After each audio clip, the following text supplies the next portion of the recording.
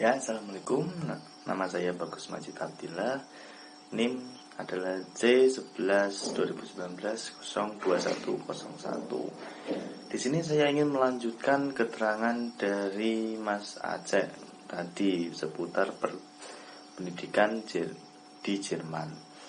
Oke, yang pertama tingkat pendidikan di Jerman ada 1, Kinderkrippe atau penitipan anak, child care, yaitu 2-3 tahun. Di Kinderkrippe ini perkembangan motorik maupun sosialisasi anak dikembangkan lewat cara melalui suara, warna, atau berbagai permainan menarik lainnya. Anak bermain permainan yang mendidik dan bermanfaat bagi perkembangan mereka. Kinderkrippe tidak mendapatkan subsidi dari pemerintah. Jadi para orang tua membayar dengan uang mereka sendiri secara mandiri. Dan untuk yang kedua, tingkatan selanjutnya ada kindergarten atau pre-primary school in English, yaitu dimulai dari 3-6 tahun usia anak, atau biasa yang kita kenal dengan taman kanak-kanak di Indonesia ini dimulai dari usia 3-6 tahun.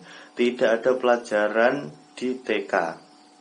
Jadi mereka murni hanya bermain saja atau mengembangkan motorik anak. Mereka hanya belajar membaca ataupun menulis.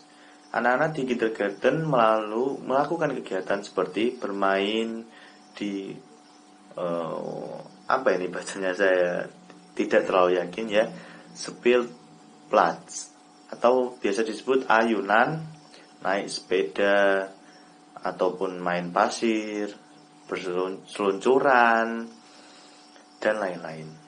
Lalu ada mewarnai, menggambar, membuat prakarya, atau dalam bahasa Jermannya adalah Basteln, lalu berenang, berolahraga, belanja, ataupun membuat kue bersama teman-teman yang lain. Anak-anak bisa sekolah di TK full day atau setengah hari, tergantung kemauan orang tua. TK full day mulai dari jam 8 hingga jam 4 sore.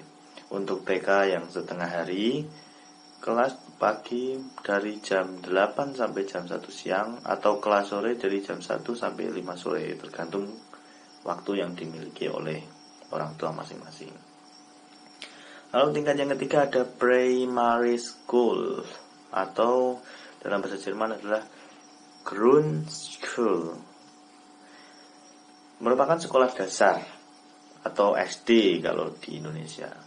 Terdiri dari kelas 1 hingga 4. Jika di Indonesia ada 1-6, di Jerman cuma 1-4. Yang bisa bersekolah di SD hanya anak-anak yang sudah berumur di atas 6 tahun. Jadi di bawahnya akan masuk ke kindergarten.